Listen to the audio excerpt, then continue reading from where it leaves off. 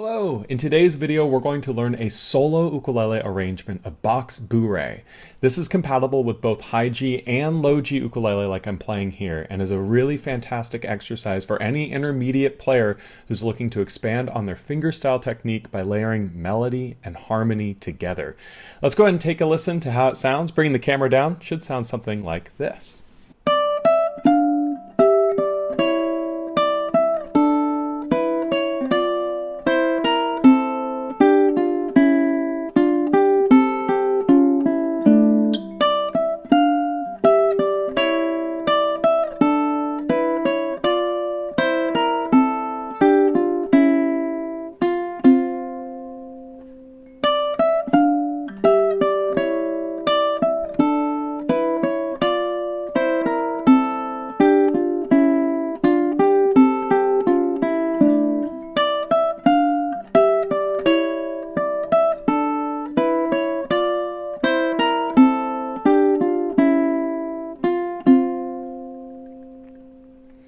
Now this is going to be utilizing a lot of fingerstyle technique, and I actually just did a tutorial recently. You can find a link right here that breaks down this melody played with what's called the alternating free stroke. I highly recommend this video if you haven't watched it already, as it gives you a good foundation of technique for this. You can utilize that technique or a more traditional three-finger style technique, which I also have a video right here. Watching these two videos again will give you some infrastructure as you play this, because it is a pretty challenging piece. And having the right hand really comfortable will help as we work on these left hand passages. But let's go ahead and dive into learning this. I'm going to bring the camera even just a little bit different so it looks something like this. And you can see now we have a tab on the screen here. If you'd like to download a copy of this tab, it's available for free on my Patreon page. A link is in the description, and so download it as you follow along. Let's go ahead and dive in at the beginning here. We're going to play the 5 on the A string using our index finger here, and then the 7 on the A string, and I like to use my ring finger here. And then we're going to go to the 8th fret of the A string. And as we do this, what we're going to do is we're going to kind of cross our fingers, because our pinky is going to come up here to that 8th fret on the A string. But you'll notice the 7 on the G should also be played. So I like to take my ring finger and cross it up and over here to the 7th fret of the G string. I'm going to pluck the G and the A strings together now. If you're playing on a high G, that note will be lower, and that's okay. It still sounds great together. Then after I've played that, I now am going to notice that I've got this ring finger still here on 7. And the reason is because I'm going to take the pinky away. I'm going to move my middle finger down to the 7th fret of the C string to play those two notes together. And so that little passage, you can see it makes efficient movement. And then I'm going to play 5 on the A string. I'm going to use my index finger there.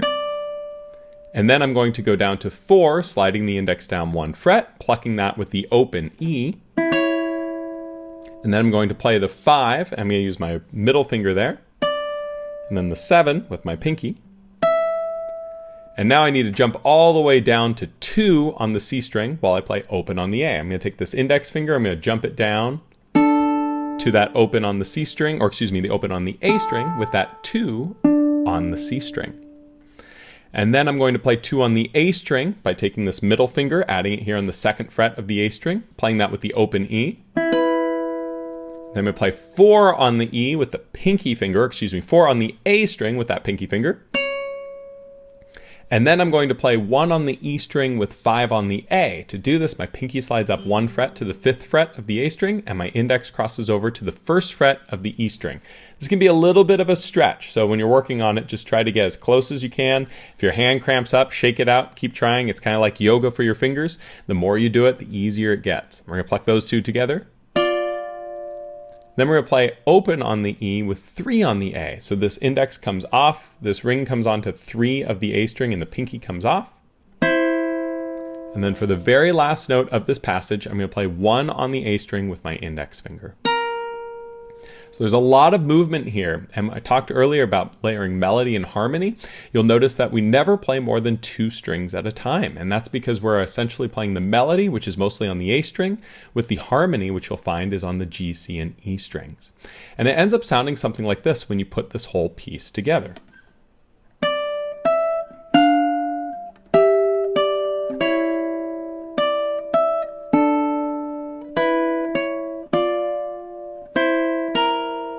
really fun, but it takes practice. My biggest recommendation for you right now is to pause this video right here and practice this pickup bar through the first two measures again and again and again and again until it's very comfortable. If you try to move on too early, it's all going to fall apart. Getting really comfortable with a couple bars at a time is a great way to learn it. But as you gain comfort with those first two bars, we can now look at the next two bars, measures 3 and 4, which look something like this. And they sound something like this.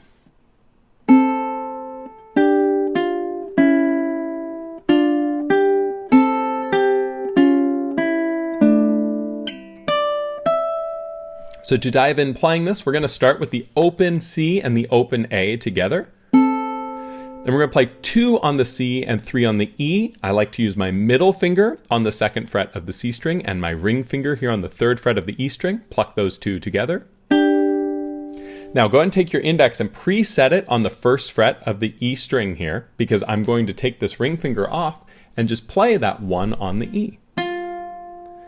Now here's where it gets a little interesting. We're going to play 1 on the C and open on the E.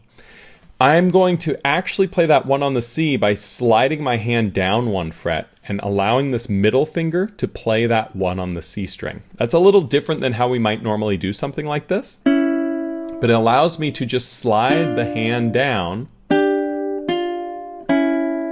And more importantly, it allows me for the very next note to just slide it back up to 2 and re-add the index finger here on 1. And that's the very next note.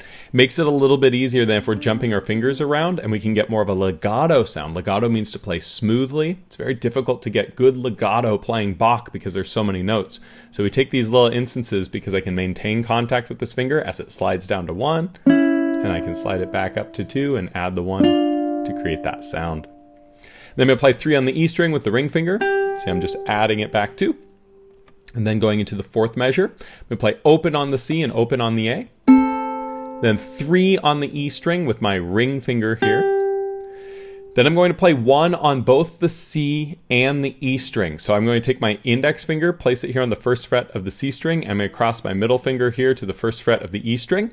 That's a tight squeeze. It helps to kind of tilt your fingertips towards your right shoulder. If you're a traditional player like I am, if you're a southpaw player, you'd be pointing it to your left shoulder, but point is you're pointing it to the shoulder that is on your playing hand, and that can help squeeze those fingers in. Make sure you get right up next to the fret wire, get good tone. Pluck that C and E together. And then we're going to play open on the E by taking the middle finger off. And then you'll notice it's going to play 2 on the G and 2 on the C at the same time.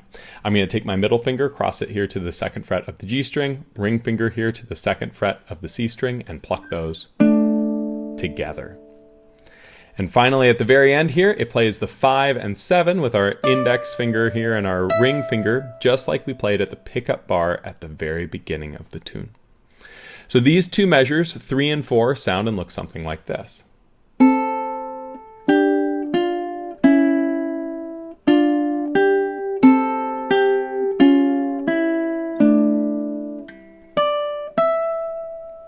And here's what's so great. If you've come this far, when you move on to measures 5 and 6, which look something like this, you'll notice they look very familiar because they are exactly identical to measures 1 and 2 were. There's no change whatsoever. This is one of the reasons I love tunes like this. Repetition makes things easier to play and kind of more satisfying to listen to because you kind of know what's coming. So measures 5 and 6 end up sounding something like this.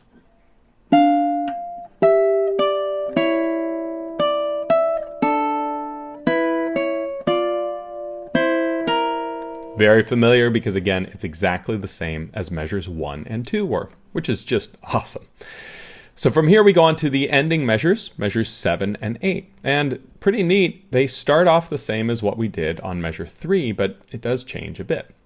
We're going to start by playing that open C and A. And so that you can hear it, I'm going to play all of measures 7 and 8 so that you can get an idea of what it sounds like.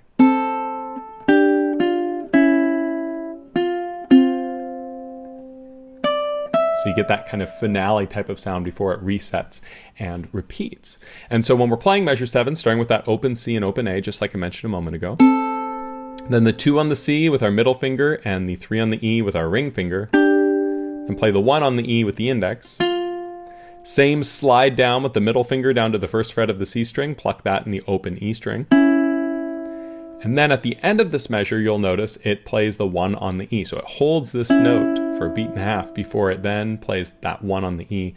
And I like to kind of turn my hand a bit to get the index finger to come up and in on that first fret of the E string. And then going into the 8th measure here, we're going to play that along with the open C. We hold it for 3 full beats before we do the repeat, which is the 5 and 7, just like we played at the very beginning of the song, because at this point it does in fact repeat. And so measures 7 and 8 sound something like this.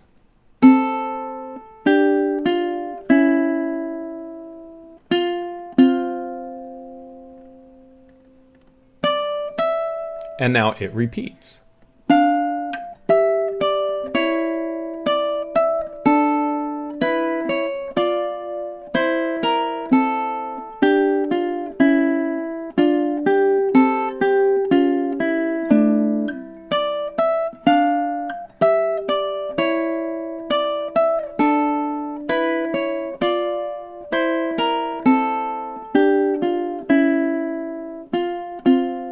Now, eventually we can have it just end and not do the 5 and 7 to make it so that the piece can end and be a wonderful, wonderful conclusion to this first part of the Bourrée melody.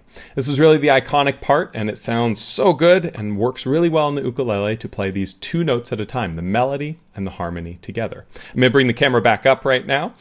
If you've enjoyed this video and you want more of Bach's Bourrée, I actually have a full tutorial including the B melody of this available over at my Patreon page. You can find the arrangement as part of my classical ukulele collection that includes other classical hits such as Menuet in G, Moonlight Sonata, Gymnopédie No. 1, and more. So please check that out. It's linked right over here.